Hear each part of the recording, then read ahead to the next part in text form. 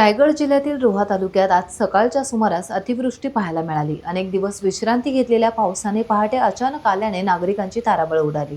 रोह्यातील आडवी बाजारपेठ, दमखाडी, छत्रपती शिवाजीनगर, त्रिमूर्तीनगर, रोहा नगर परिषद, वरसे आणि भुवनेश्वर इथे झालेल्या अतिवृष्टीमुळे अनेक ठिकाणी पाणी भरलेलं पाहायला मिळालं। रायगड जिल्ह्याला पुढील 24 तासात रेड अलर्ट घोषित केला आहे।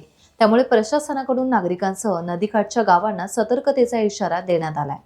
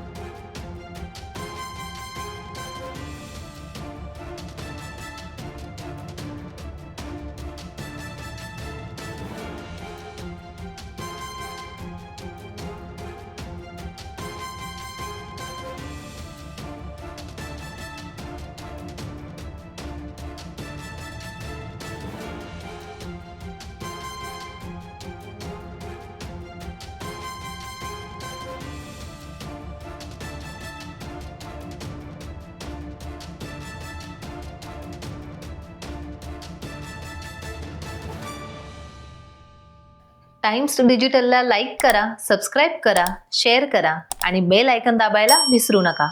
पाहत रहा टाइम्स डिजिटल।